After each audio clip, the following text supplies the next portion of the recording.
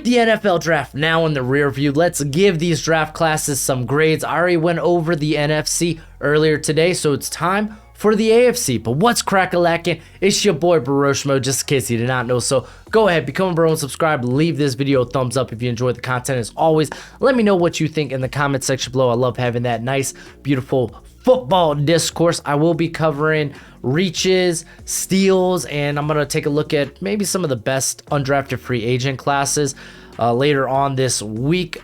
Disclaimer, while we're talking about undrafted free agents, I do not include that in the draft grade. It is firmly what a team does inside the draft. So trades prior don't count. It's how did they do in the draft, trading up. The biggest weight of my grades come typically from the first 4 rounds.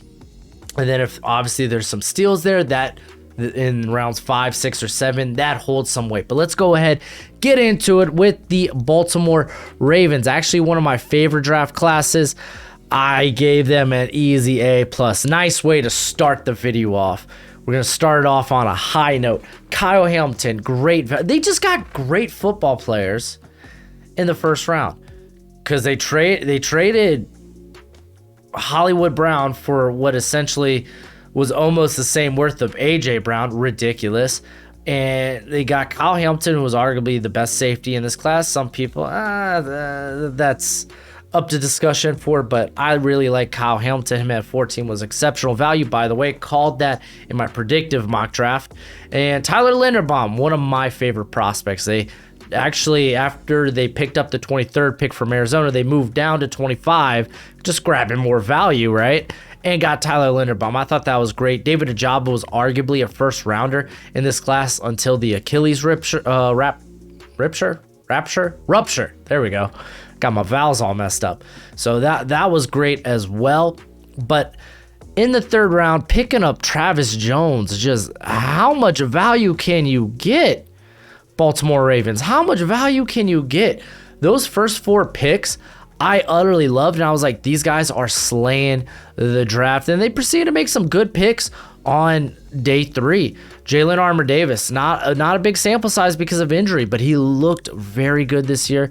Very good press man technician at the corner spot. Daniel Falele, he felt like a Raven from the get-go. He's a developmental guy, so I like them bringing him in. And grabbing a pair of tight ends was interesting because they're very, very different in terms of Isaiah Likely and Charlie Collier. This is a bit higher than I'd have them, but not too much, so I didn't fret too much on that. When it comes to punters and kickers, I don't grade them. I'm from the belief of you can get a very good punter or kicker as an undrafted free agent or just in free agency in general. So not a lot of value there. I know some people feel different, especially after Everson McPherson looked exceptionally good this year coming out of the 5th round. I'm just like, you know what? I'm gonna look the other way on this. Even though I don't like to do it, I can't say that there is. I cannot not say that there isn't value to draft in punter kicker on day 3. Demario Williams, he's gonna be a slot guy. 4th round. That was actually probably their biggest reach to me, but still fine. Cornerback help. Tyler Beatty is one of my favorite scat backs in this class. Overall, this was a home run. They got great talent, legitimately. Like David Ojabo going back to play with his former high school teammate Odafe Owe, and then playing under his former defensive coordinator, I thought was just exceptional. I thought the Ravens did good. Let's go to the Buffalo Bills. And this class, it was interesting. I'm just gonna say I'm not in love with their draft class, or necessarily what they did, what they were focusing on. I gave it a B. I thought that was a pretty safe grade. I like that they got Kyrie Lamb. He was probably my cornerback 4, and crazy enough, they moved up for him too. And I was like, you know what? That's fine. Go out and get the player. Go out and get your player, boo boo. And then James Cook, a lot earlier than I anticipated, but there's no way of saying that he is vastly different than what they have in the backfield there. He is a very good receiving back, and they didn't really have that in Zach Moss or Devin Singletary. Terrell Bernard, not my cup of tea. I explained in the NFC video how I thought Malcolm Rodriguez, in terms of the undersized linebackers, I felt like he was the better football player, but he's a guy that's he's a football player through and through. He's undersized, but he's a good player. So I wasn't wild about day 2, but Khalil Shakir in the 5th, probably one of the premier slot receivers in this class. I loved that. That was a great value. Great value. They grabbed the punt god from San Diego State. Praise be. Outside of that, like, they didn't do, I think, anything too spectacular. Funny enough, Christian Benford was actually not my first or second favorite prospect from Villanova, yet he ended up being the only prospect from Villanova drafted. But he's a big size corner, probably a developmental guy. Luke Tenuta going over Lecicia Smith was actually really surprising. Another guy he's listed as tackle, but he kicks inside to guard probably. But yeah, overall, man, I thought it was a B. I like Khairi Elam. I thought they traded up, moved up, got their guy. I thought they needed to bring in competition at that quarterback 2 spot. James Cook, I understand the pick, so he would be the first running back drafted after Breece Hall and Kenneth Walker went off the board. So it kind of is what it is. For its purposes, above average draft class, in my opinion. On to the Cincinnati Bengals. So I ended up giving them a B as well, because, man, straight up Bengals fans, tell me it does not feel like y'all are trying to find your replacement for Jesse Bates. It kind of feels that way. It feels like maybe y'all sign him long term, but Daxton Hill, he's got the ability to play in the slot. That's where he played this past season in Michigan. But you got someone in Mike Hilton that's pretty darn good. But Daxton Hill's got crazy range. So, like, oh yeah, maybe pairing him up, maybe when they want to, with Bates, when they want to have more guys back in coverage, while Von Bell's more of this, like, big hitter. You like him in the box. But Cam Taylor-Britt got a very versatile body type that enables him to also play safety, though I think he's probably coming there to play outside corner. It just kind of feels that way. Tyson Anderson's kind of the same thing there at Toledo. Very versatile body type that could kind of play outside, could play in the slot, could play either safety position. So I just found it a bit interesting. Zachary Carter, I thought, was a reach, even though I really like Zachary Carter. I saw him more as a early day 3 guy. And it kind of felt like this was their move to make up that they missed out on Logan Hall and DeMarvin Leal. That's really what it felt like. So I think they kind of reached on that. Cordell Volson, not a tackle in the NFL. He's going to be a guard. So grabbing depth there. I mean, I thought, I still thought they should bring in talent on the offensive line, so they did. Jeffrey Gunter was probably a huge steal. He's very raw, but man, physically and athletically, like, there's some upside to the cat. So overall, I thought it was a B. I thought it was a fairly good class. On to the Cleveland Browns. They did not have a first rounder, but I ended up giving this draft class a B as well. I thought Martin Emerson was a great pick. Just leads me to believe they don't really like Greedy Williams, and I think he's going to come in and be a really good scheme fit. Didn't play a lot of press there at Mississippi State, though, with 33-inch arms. You gotta believe he's probably gonna do that. Alex Wright, man, I freaking love Alex Wright. I thought he was gonna fall because he was unable to perform at the combine and at his pro day, but dude's got great size. I think he's a very good complement to Myles Garrett on the other side. David Bell, for me, is kind of a whatever pick. I guess he's a different spice of receiver that they now have in their receiving core, but I thought it was a bit too high for him. The dude's a good football player, but the way he tested out is just, you don't see a lot of success in the NFL when you're that athletically limited, or at least in terms of speed. Perrion Winfrey, hell of a steal. Hell of a steal. Best believe he's probably going to be on my top steals video. It sounded like the NFL, what turned them off from Winfrey was just his tape, because yeah, it was a bit inconsistent, but also he was playing a position he's not going to play in the NFL. He was playing in a 3-man front there at Oklahoma and playing mainly the nose tackle spot. This guy's like a 3-tech penetrator. Cade York, hey, they got a kicker. He ended up being the first special team player off the board, which actually was fairly interesting. Jerome Ford was one of my favorite backs in this class. They snag him in the 5th. I like that. I like it a lot. Wow, they really went in on Oklahoma prospects now that I look at it. But Isaiah Thomas was an interesting get there in the 7th. I actually think their 7th rounders were better than their 6th. But Isaiah Thomas, very versatile guy, could kick inside on passing downs, but he gives you some depth there at edge. Dawson Deaton at a Texas Tech, I think could be a really good center.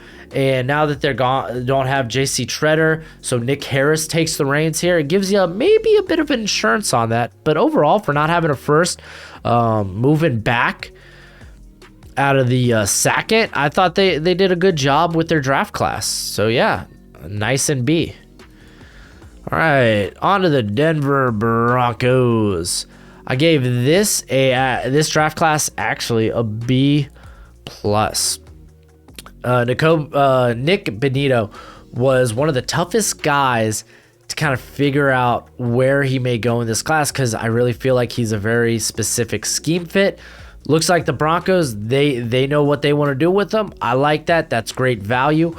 Greg Dulcich, I get it. I get why they picked him up. It was a little earlier than I would have been, or at least where he was on my board, but still, he was the 3rd. He was tight end 3 for me. He feels very similar to Albert O. So I'm kind of like, okay, who's going to be doing the blocking at the tight end position? But hey, Dulcich is a willing blocker. I'll say that. Damari Mathis is a good press corner, so he comes in as good depth. And Ioma Ozarike, such a versatile body type of guy that could really play anywhere on the defensive alignment. Great length, strong hands, good quicks. You kind of worry about him. The guy that he's there at Iowa State, he was on the ground more than you would actually like. So still very high upside player. I did not like Turn Yell at Oklahoma. I didn't like him this early. I had him as a late day 3 guy. He goes here in the 5th, so I wasn't wild about that pickup. As for the rest of the class, they actually got good value. Like, I really liked Fayon Hicks, but that was about the value I had him at. He's going to be a solid slot, a really solid competition there in the slot. Matt Henningsen and Luke Wattenberger, I had higher on my board than the consensus, and they go here in round 5 and 6. I like that. Montrell Washington, I know this is a shout out to Hail Mary podcast. Alex loved this cat. But I was like, yeah, he's a slot receiver, very undersized, and I just didn't expect him to get drafted. I don't really know if you'd really consider him a reach. I didn't watch a ton of his tape. Really just the Florida game, and that was mainly for Kyer Elam, but like, Washington's ain't bad. He ain't bad. So them taking a shot on him, it's like, okay, fine. Hey, that's your guy. Go for it. Again, this is like mid to late day 3. Overall, I thought they did a very good job considering their first pick was at 64. So yeah, gave it a nice B plus. All right, we're on. Who are we on to next? Ooh, the Houston Texans. All right, let's take a gander at the Houston Texans draft class. I gave this an A minus. I thought this was a very good class here. Let's scroll down so we can see the whole thing. Derek Stanley, I had him 6 on my big board. There are concerns. You can't deny, though, that this cat, if things were different over the last 2 years, like, could very well been could very well been a top 5 player. It ends up being a top 5 player in this class. Can't deny, man. This guy's got ideal length. It's a good start to rehab in that secondary that is very depleted of talent. And actually, put it in Jalen Pitre too. is great. Maybe they move Desmond Keane back to more of a deep safety, I think would be fine. But Pitre, man, dude's a hell of a football player. I guess we could talk about the trade up. Kenyon Green, that was probably one of my bigger reaches in the first round. Though it didn't surprise me he went in the first round. I just didn't think he'd go in the first half of the first round. That was really surprising. And I see what they were trying to do. They knew that they liked Green, but that they wanted to trade down. So they did. They traded down with, who was it? It was the Eagles. So they pick up a few, like 3 day 3 picks from it, move down 3 spots. And I get it. You trade down and you still try to get the player that you were keying on for that spot. So it looks like Titus Howard will be the right tackle, and Green will go in there at left guard, or maybe vice versa. Ooh, that's right. Green has tackle experience.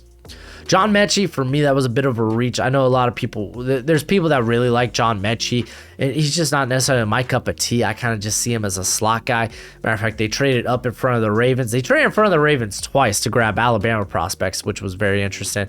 So I wasn't in love with the pick, but like, hey, grabbing more receivers, I think that's fine. I thought they did a fine job at trying to get talent around Davis Mills to give him a fair evaluation next year. So add in Mechie and add in Green and Dameon Pierce, who's a very good complementary back. He's a plus as a pass protector, good receiving upside. I think he was among the, he may have had the most forced missed tackles among running backs on receptions over the last 2 years. And the dude's very no-nonsense, strong runner, cuts upfield fairly quickly, kind of could be used in a red zone variety, good low center of gravity. Christian Harris, this was good value. They moved up, they grabbed him. This was about the area I had him in. I had him a little higher on my big board. This is good value. I mean, they added talent at linebacker. You can't deny, like, from an athletic standpoint, Christian Harris is very good. It's just kind of curious how he's going to fit in that Lovie Smith scheme. Thomas Booker was also a good get, a guy I had as a early 4th rounder. He's going to be a good addition there on the defensive interior. And Douglas is a fine like potential backup in the league. I thought he may have got drafted. He's got a good body type. Teagan, I'm not gonna mess up his last name, the tight end out of Oregon, really just a blocking tight end. That's what he is. Maybe a red zone guy. So I thought there were better tight ends on the board, but overall, like, yeah, there's a few questionable moves, like, oh, Kenny Green, that's real high. It's like, yeah, but they tried to trade down. And just because they couldn't trade down maybe a little bit further is what it is. Moving up for Mechie, again, that's just not my cup of tea. Overall, I think they did a good job of grabbing talent and just going and getting it, man. This was a good draft. This was a step in the right direction, I think, for the Texans. All right, we're going to go to the Indianapolis Colts, who are going to get A-.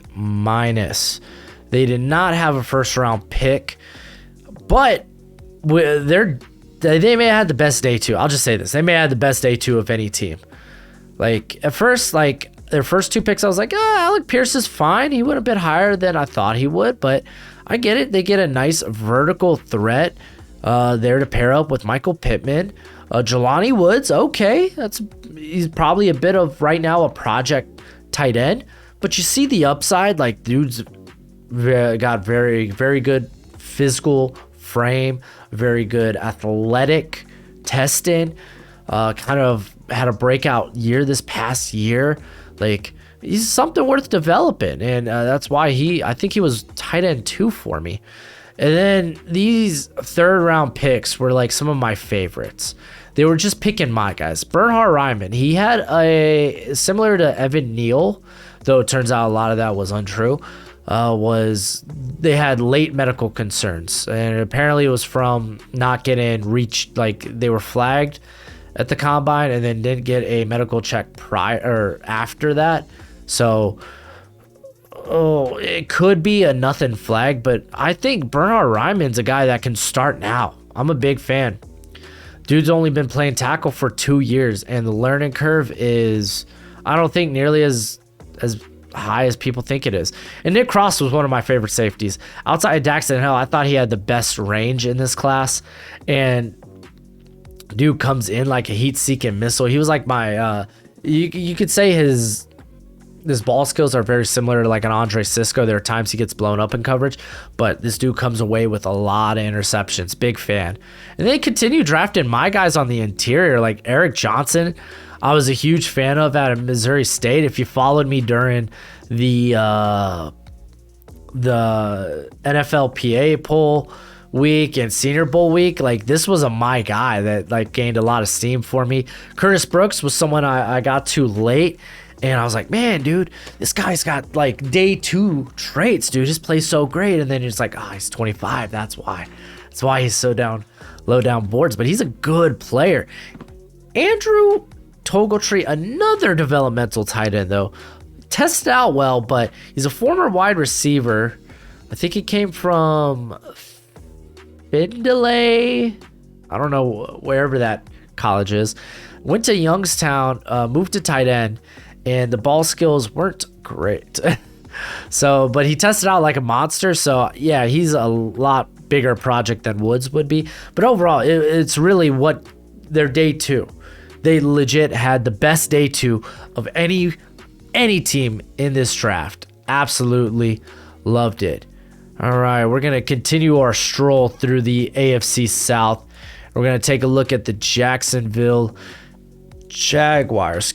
I kind of jumped around with this grade, and I ultimately just ended up giving it a C. It was one of my least favorite classes. Travon Walker, I get it. You're betting on the upside, and that's totally what Bulky does. We've seen it pay dividends when he did it with Aldon Smith. And like Walker, he's gonna be a high floor player. Like he's gonna be a good football player, but it's just like, can he is unpolished. He is a bit of a project. So I get going him over maybe like a KT or Aiden Hutchinson. And then they trade up for Devin Lloyd. And rumor is that Quay Walker was their linebacker one, who they wanted. And they saw him get snagged by the Packers. So they moved backups to ensure that their linebacker 2 wouldn't get taken, which would be Devin Lloyd. And honestly, Devin Lloyd's my favorite pick of this entire draft class. I think he's going to be a solid starter there next to Foye Oluokun, which really puzzles me why they went like double dipped on Chad Muma, because I like Chad Muma a lot, and that's great value for him. But you just took Devin Lloyd, and it's like you're double dipping at a position of less value. Not a fan of. Luke Fortner went higher than I would have been willing to take him. I thought he was more back end of the 3rd round type of guy, and it's center. It's like, I don't know. I felt the Jags weren't really going after positions of value. Snoop Connor, that's a heck of a lot higher than I had him on my rankings. And actually, quite frankly, I actually like the Gregory Jr. pickup. The dude tested out well. He looked decent at the Senior Bowl. Like, I thought he was all right. He's another guy that could also be a safety. But yeah, I really didn't like that. Honestly, I didn't like their drafts, like just fine. Like they're gambling on Walker. They grab Lloyd and then pairing him up with Muma when you already invested all that money in Oluokun or Foye Oluokun, and then grab Fortner, which I get. Brandon Linder's gone, but they brought back Shantley, who actually did a pretty good job last year of filling in for Linder. So I don't know, man. I don't know. I just wasn't the biggest fan of this draft class. On to the Kansas City Chiefs. And I said Baltimore may have had my most favorite draft class. I think this might be my favorite draft class of anybody I've done rankings for or grades for yet. Y'all know through the draft process, I was a big Trent McDuffie guy, and they snag him there. And dude's got a versatile body type. He can kind of play a variety of different spots in the secondary. So I was a big fan of that. George Karlaftis. Oh, excuse me. Ooh. After doing all that streaming, I'm starting to get sick. George Karlaftis. I like George Karlaftis. I think his skill set will translate to a very successful NFL career. He just didn't necessarily have the high upside as guys like Jermaine Johnson, KT, Hutch, Walker.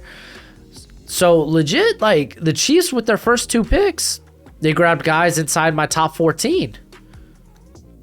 That's good. And then this is what got me. So they traded back from 50 to 54 and snagged Sky Moore. I thought Sky Moore was going to go a lot higher here. Everyone was saying, man, or a lot of people said the Chiefs really liked Sky Moore, which led us to believe, oh, maybe they're going to take him at 29 or 30. Instead, they take him at 54. Exceptional value. Brian Cook, he's a hard-hitting safety. This is a bit earlier than I had him, but hey, safety's kind of a valuable position there for the Chiefs. And then they ended up going with Leo Chenal. If y'all were there for the live stream, y'all know I'm a big Leo Chenal guy. He was my linebacker 1. I was more high on him than anybody else, and they just took him. I liked it. That was probably one of the best value picks of the entire draft. And I saw this on Twitter, so take it with a grain of salt. Sounds like he's going to be playing Sam early downs, while Willie Gay will play on passing downs. So sounds like that's the plan. Could be. Joshua Williams, he's a project corner, but he's got length, and I like that they're invested in that secondary. It's kind of important. Darian Kennard was exceptional value at this point. Like, I wasn't that high on him, and he was still in my top 100, but like, it just puzzled me that he didn't go till the 5th. That was wild.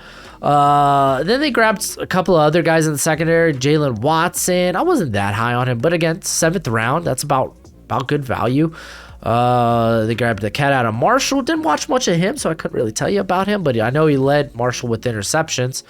And then Isaiah Pacheco, who he's got a lot of speed. I'll say that. He's got speed. He's got a good build. And I mean, you're taking him at the back end. In the 7th round. Overall, this is a great class. This is a great class. Like, they addressed the secondary. They addressed pass rush. To me, those were their most dire needs. And then still got a guy to come in there and help be a playmaker in the passing game in Sky Moore. This was probably my favorite draft. Easy. All right. On to the San Diego Superchargers.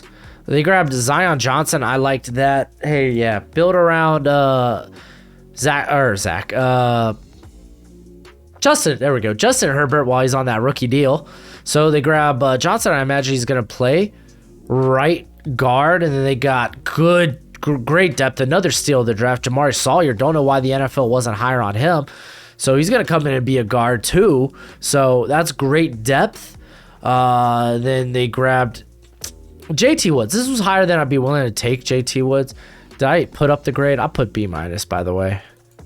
B-. This was higher than I thought. I thought he'd be more of a 5th rounder, but I get it. He's got great size and legit ball skills. Isaiah Spiller. Y'all know I wasn't that high on Isaiah Spiller, but straight up, he is an upgrade over a Josh Kelly or a Larry Roundtree. Just the truth. So not bad. Otito's a pretty solid pickup as well. He's going to be more of this pass rushing nose tackle. And then it's so funny. I didn't think Xander Horvath would get drafted. They put him at fullback, but he tested out like a freak, like Kyle Juszczyk type of fullback. That's what he kind of feels like. And I think I don't know if he's gonna miss. I think he's gonna miss his rookie season because of injury. I'm not positive, but that was kind of a good get. But yeah, overall, man, it was an alright class. I wasn't in love with like the Spiller pick, but I get why. I understand that. JT Woods was a bit of a reach for me.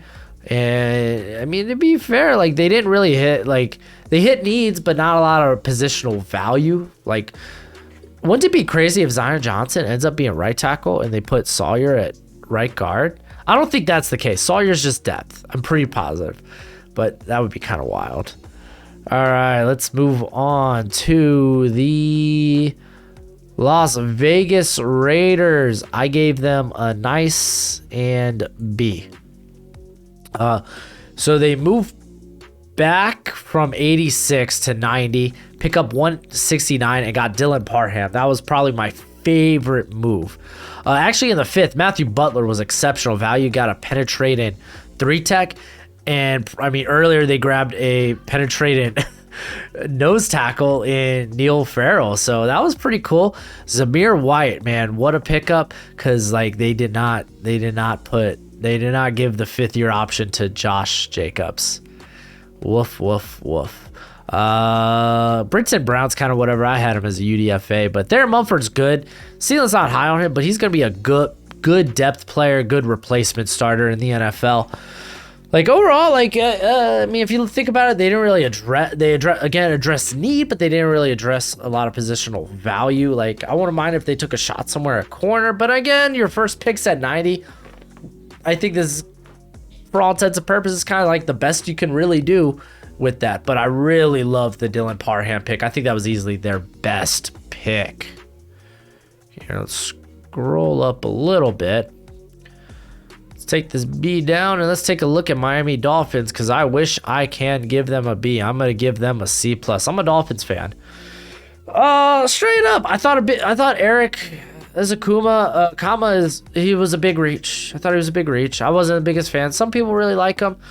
I mean, he fits the scheme. I'll give him that. So I don't mind them getting playmakers. I wish they would have took a shot on maybe some of the offensive interior players, or honestly any offensive linemen that were available, but they didn't. Channing Tindall, he's going to be a great player for that defense. Like, he's a good scheme fit, easily their best pick. And then they just had a couple of 7th rounders like Skylar Thompson. Like, what? Okay. And Cameron Good, I thought they were better edge players on the board. Like, Cameron Good's all right.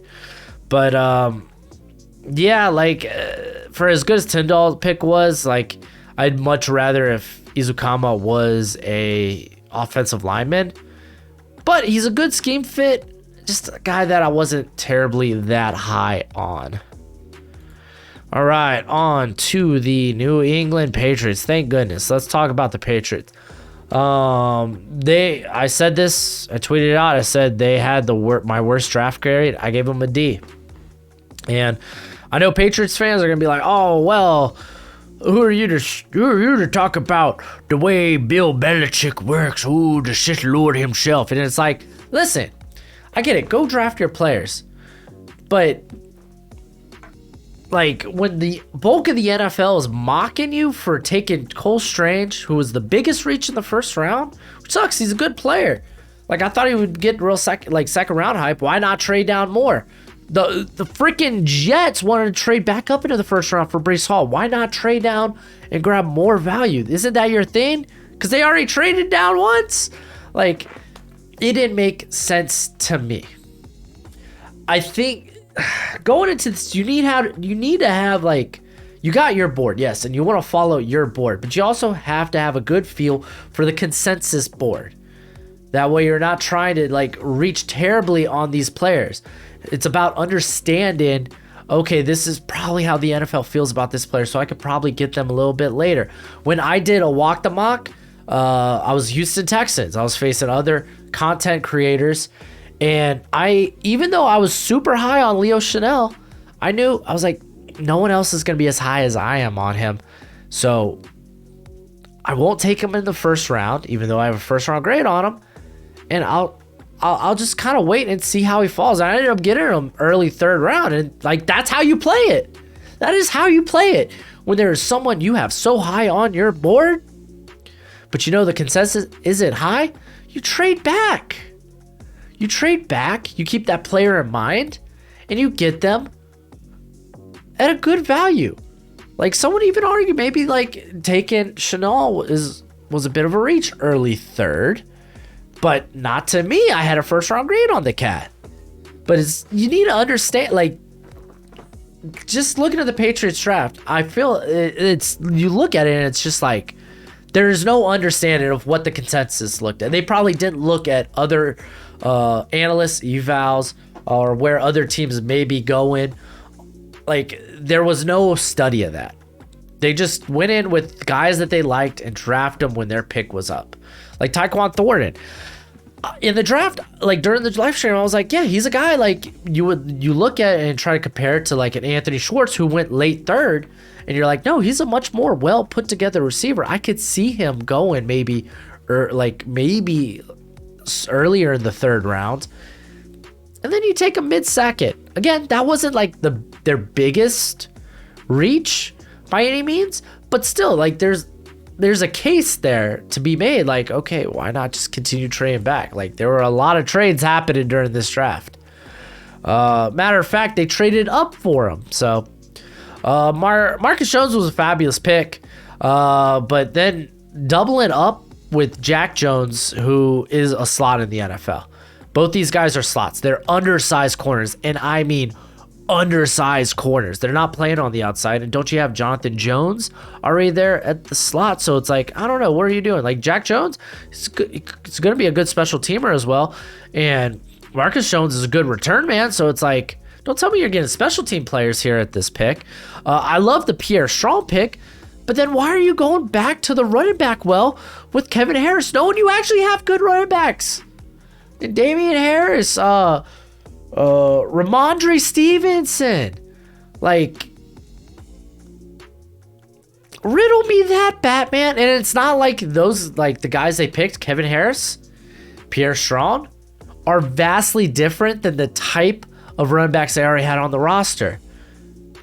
Legit, like,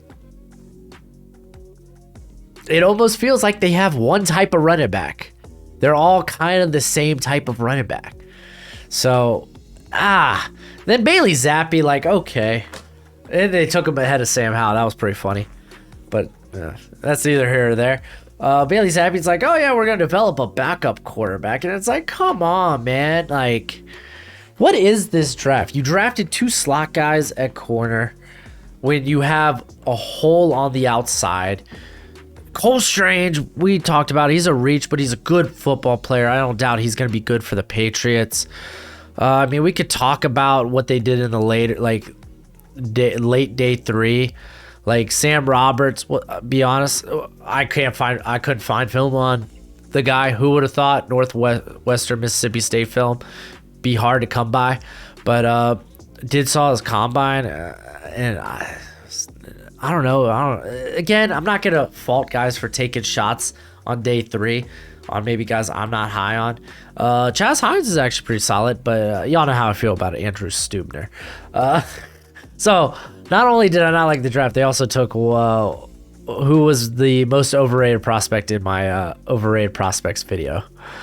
Overall, like, I just don't think it wasn't a good draft. I thought this was a terrible draft strategy. I give it a D, because they did draft some players I like, even though they weren't at at value I like. So glad I could get that off my chest. Can't wait to see the hate in the comment section for that. I don't know. I think it's justified. You tell me. I mean, hey, dude.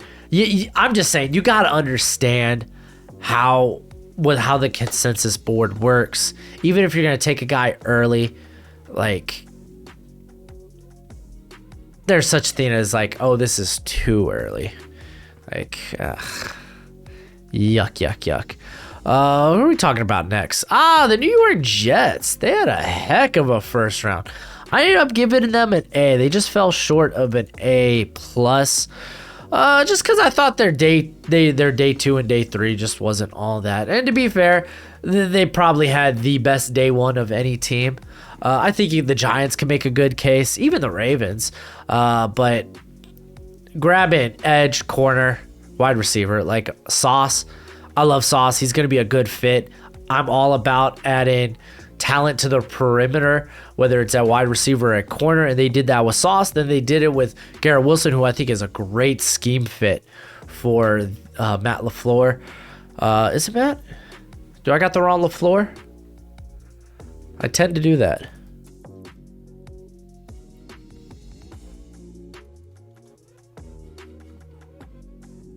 Son of a gun, I do. Well, who's his brother? Who's his brother? Mike LaFleur. Okay. Come on. Common mistake. Oh, jeez. But hey, Jermaine Johnson was exceptional value. In my predictive mock, I legitimately, because I heard the Jets were high on him, so I almost put him at 4. Really did. Because I was sold on Garrett Wilson was going to be the 10th pick, whether this was the Niners picking or the Jets. So I almost took Jermaine Johnson. I almost did at 4. But who would have thought you could get him at 26? So legitimately, with their first 3 picks, they got players that were 5 on my board, 9 on my board, and then 11 on my board. That's phenomenal. Y'all know how I feel about running back value. They moved up. They got Breece Hall. For a lot of people, he's the best running back in the draft. That's fine. That's great. And that actually really works well for the scheme. Having him and Michael Carter be a nice 1-2 punch. Moving up for him, I thought it was fine. It's not like a big A+ play. I don't think it's that. You could even say the same thing about Jeremy Ruckert. Very good blocking tight end, good build, plus athlete. Just never really shined as a receiver at Ohio State. He shined at bits and pieces, but he was never really given the volume there, considering he had Garrett Wilson sucking all that up. But and he's gonna have to deal with that now too. That's funny, but it's fine. But I don't know. I'm not in love with it. I thought it was okay, that's an average day too. And then in the 4th round, I actually really liked the Max Mitchell pick. He's a guy that really fell down during the off-season draft process, just because he didn't really. Senior Bowl wasn't great, but he was also recovering from fractures in his hands. So I think he looked a lot worse than he should have. Or at least a lot worse than he would have if he was healthy. And the combine wasn't outstanding, but he's still a good prospect. I had a 4th round grade on him. Michael Clemens, this was a bit early for me when it came to him. A wee bit early. But overall, this is a really good draft. I gave it an A. I thought this was a home run draft for the Jets. If you feel like it's an A+, then go right ahead. It's an A+. I'm not going to argue with you. It's a good draft. All right, let's talk about Kenny Pickett. Pittsburgh Steelers. I gave this draft class a B+. And let me tell you what weighs down this draft class. It's Kenny Pickett. And I know I'm going to get the Kenny Pickett fans, the Kenny Pickett marks, the Kenny Pickett truthers. Or if you weren't, you're probably a Pittsburgh fan who wasn't even a Kenny Pickett truther to begin with. But now you are, since he's on your team. Listen, the guy's working. Don't bring me, Joe Burrow had 9-inch hands. Jared Goff had small hands. Why are you even bringing Jared Goff? You really want him to be an example you point to? It's those guys had small hands. Nobody outside of Michael Vick has started a NFL game in the modern NFL era with 8.5-inch hands. If you're coming at me Burrow, no, he's a whole freaking half-inch smaller.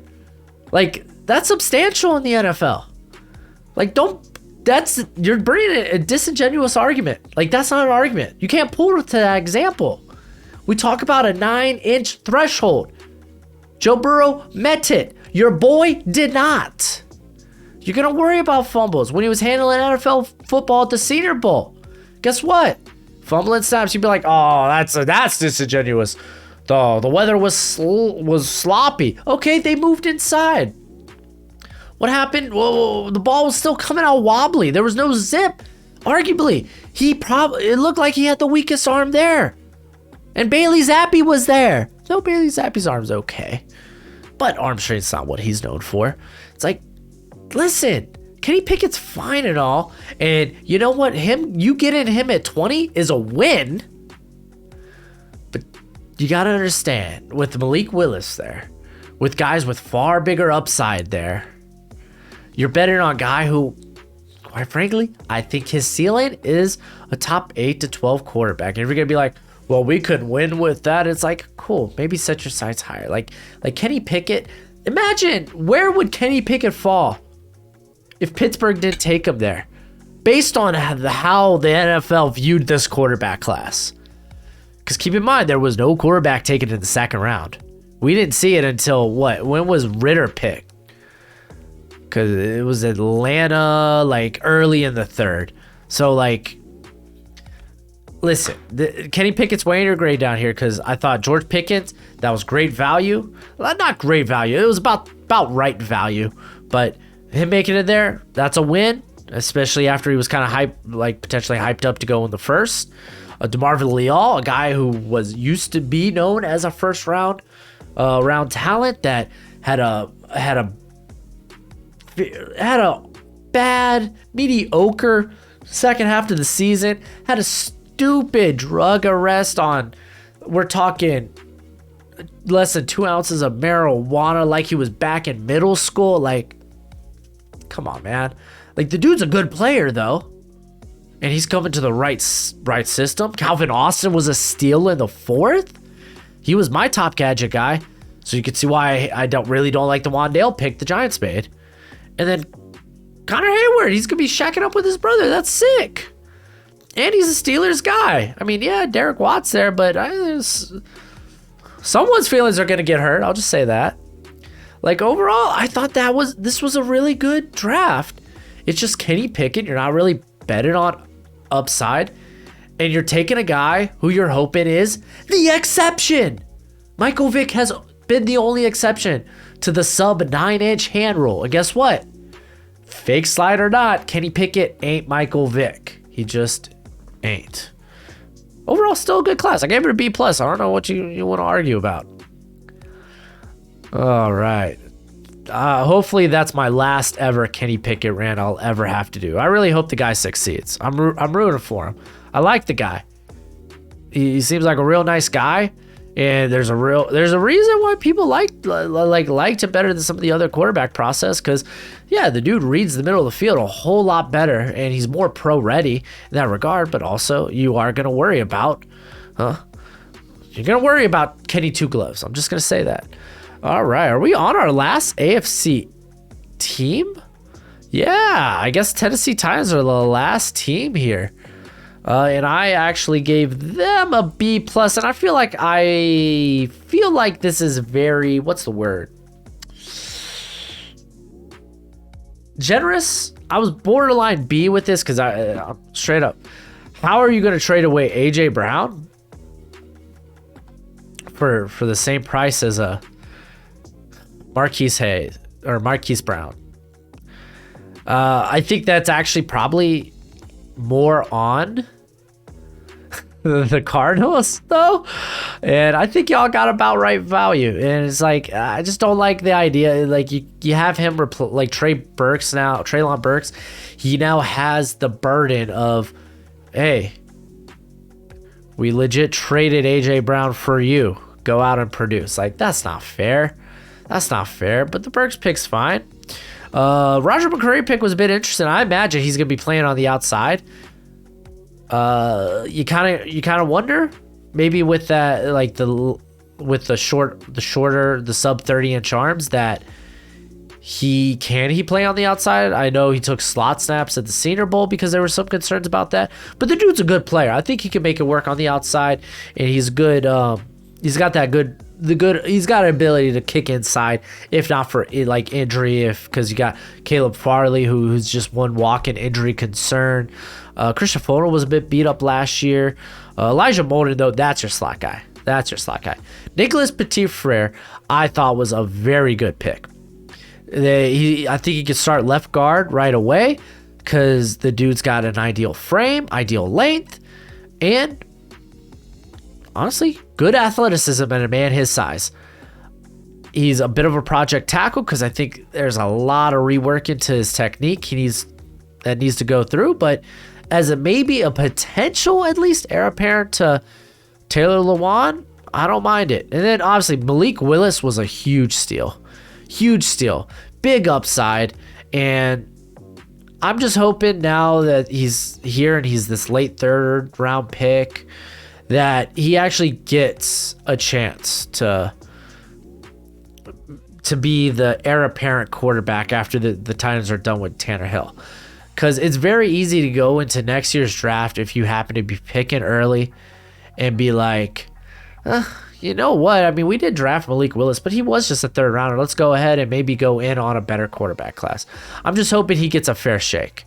Hassan Haskins, kind of whatever. He's more to the same of what Derrick Henry is, except for far less impressive. If you're not new to the channel, you know I wasn't like the highest guy on Hassan Haskins. There's no dynamicness to his game. He is a walk-in stiff arm, good strength, but I love the Chig Okonkwo pickup. Like, this guy's an H-back. Like, he could be a very good fullback, and you can maybe line him at tight end too. That is really good. Kyle Phillips, potential RIP to Mason Kinsey, because he comes in and Phillips is like the slot and potential return man. If anything, that's going to be an interesting competition, if it is one. Maybe I'm hyping up Phillips too much. Then I thought Chance Campbell was pretty solid. He tested out really, really well, so a guy worth taking a shot on. Didn't watch Theo Jackson. I couldn't really tell you much about him. But overall, I thought it was a B+.